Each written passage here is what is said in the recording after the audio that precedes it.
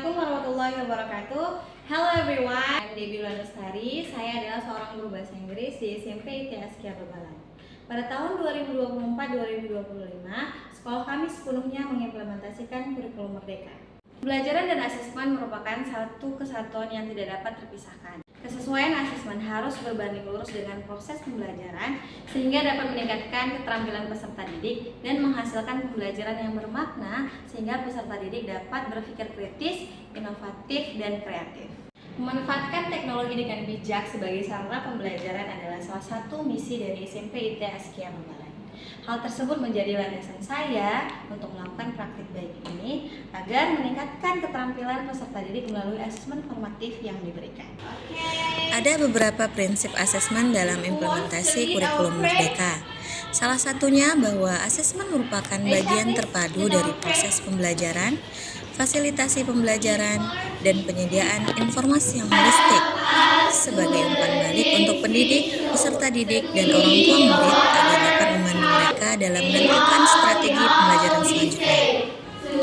Dengan melihat prinsip tersebut, kondisi yang saya alami di sekolah menjadi landasan untuk melakukan praktik baik ini.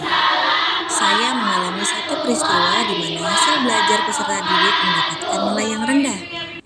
Lebih dari 70% peserta didik mendapatkan nilai di bawah 60 dengan diberikannya asesmen dengan teknik tes tertulis. Ada ketidaksesuaian yang membuat hasil belajar peserta didik tidak maksimal. Selain asesmen yang diberikan hanya dalam bentuk tulisan, tanpa ada gambar, audio ataupun video, peserta didik juga tidak mendapatkan stimulus pada elemen keterampilan reseptif, yaitu menyimak, membaca, dan memirsa. Selain itu, inovasi yang belum maksimal juga menjadi faktor pendukung munculnya masalah tersebut. Alasan utama pentingnya praktik baik ini untuk dibagikan adalah untuk peningkatan kualitas peserta didik, terutama dalam keterampilan berbahasa Inggris.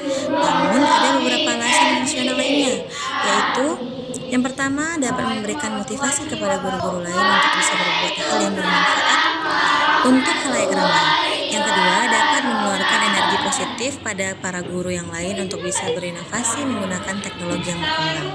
Yang ketiga, dapat memberikan solusi terkait masalah yang sama yang dihadapi guru-guru di sekolah saya maupun di sekolah lain. Dan yang terakhir adalah dapat membuka cakrawala berpikir bagi para guru bahasa Inggris untuk menggunakan media yang penutur asli disediakan di internet agar bisa menggunakannya sebaik mungkin. Tantangan yang dihadapi dalam proses pembuatan praktik baik ini adalah peserta didik dan orang tua masih terbiasa memiliki konsep pembelajaran yang klasikal dan konvensional dari pengalaman belajar yang sebelumnya. Hal tersebut mengakibatkan tidak terbiasanya penggunaan teknologi dalam pembelajaran dan asesmen. Mereka menganggap asesmen hanya berkutat pada tes tertulis atau media penilaian dari buku teks pelajaran. Terdapat 4 langkah dalam menghadapi tantangan tersebut. Yang pertama, collecting information atau mengumpulkan data dan referensi. Dalam proses pengumpulan data, saya membaca informasi terkait panduan pembelajaran dan asesmen dalam implementasi kurikulum Merdeka pada laman web https://kurikulum.kemdikbud.go.id. Yang kedua adalah tahap planning atau merencanakan. Saya menggunakan teknologi untuk membuat microsite lewat s.id.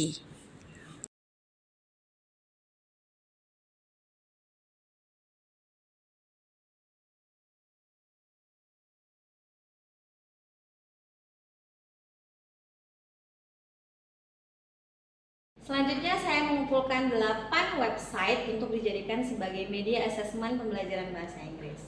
Ada British Council for Kids, British Council for Teens, BBC Learning English, Cambridge English, VOA Learning English, Perfect English Grammar, Advanced English Lessons, dan yang terakhir ada Live Worksheet. Kemudian saya membuat microsite tersebut dengan judul DigiLink atau Digital Learning English. Nah, setelah itu saya merencanakan untuk menggunakan laboratorium komputer sekolah dengan sejumlah fasilitas yang mendukung seperti komputer dan Chromebook, jaringan internet yang memadai dan juga handphone. Tahapan yang ketiga adalah executing atau tahap pelaksanaan. Nah, dalam tahap pelaksanaan ini, saya menggunakan Digiling untuk proses pembelajaran dan asesmen. Saya berfokus pada peningkatan keterampilan pada mata pelajaran bahasa Inggris kelas 7, terutama pada elemen keterampilan reseptif, yaitu menyimak atau listening, membaca atau reading, dan juga memirsa atau speaking. Sekolah memberikan akses bebas untuk penggunaan laboratorium sekolah, bukan hanya untuk mata pelajaran informatika saja, namun untuk seluruh mata pelajaran yang bisa mengintegrasikan penggunaan teknologi di sekolah. Oleh karena itu, proses pembelajaran dan asesmen juga menggunakan ruangan laboratorium komputer sekolah. Tahapan yang terakhir atau keempat adalah evaluating atau mengevaluasi. Nah, di sini saya harus mendata nilai akhir pembelajaran siswa, apakah meningkat atau malah menurun dalam pembelajaran menggunakan Digiling. Nah, selanjutnya saya memberikan angket kepuasan kepada siswa dan kemudian mengumpulkan data hasil asesmen peserta didik sehingga menjadi rujukan dalam keberhasilan dan umpan balik yang akan diberikan selanjutnya. Setelah itu, saya juga membagikan hasil microsite yang saya buat ke dalam WhatsApp grup wali murid, guru maupun masyarakat umum. Setelah itu, saya juga memberikan angket kepada mereka untuk mendapatkan penilaian terhadap media asesmen yang saya buat. Strategi yang saya gunakan dalam praktik baik ini adalah strategi kontekstual. Pelaksanaannya bergantung pada kondisi dan situasi terkini yang dibutuhkan sekolah, seperti berbasis teknologi, berinovasi, dan berkaitan langsung dengan penutur asli bahasa Inggris. Banyak pihak yang terlibat dalam pelaksanaan praktik baik ini, yaitu kepala sekolah, para guru rekan sejawat, kemudian para wali murid, dan juga masyarakat umum. Ada beberapa sumber daya yang saya perlukan dalam pembuatan praktik baik ini. Yang pertama adalah dukungan dari kepala sekolah dan juga rekan sejawat dalam pembelajaran, kemudian literatur bacaan yang saya harus baca, kemudian juga kemampuan saya dalam memanfaatkan teknologi seperti microsite dari SID. Dampak dari langkah-langkah yang dilakukan sangat positif, yaitu peserta didik sangat senang dan antusias dalam pelaksanaan pembelajaran yang disediakan. Bukan hanya karena belajar di ruang laboratorium komputer, namun juga karena pembelajarannya yang lebih bervariasi dengan adanya microsite Digiling yang saya buat. Dari 27 siswa yang mengisi survei, 100% menyatakan bahwa microsite Digiling menyenangkan. Peserta didik juga merasa bahwa kemampuan reseptif mereka dapat terlatih ketika diberikan asesmen yang ada di kumpulan website di microsite tersebut. Dari yang sebelumnya tidak menggunakan media microsite Digiling. Digiling memberikan wadah asesmen untuk peserta didik menilai sejauh mana kemampuan mereka sesuai dengan proses pembelajaran yang dilakukan, dan hasilnya dapat mereka ketahui di saat itu juga. Terdapat beberapa respon baik dari orang lain terkait praktik baik ini.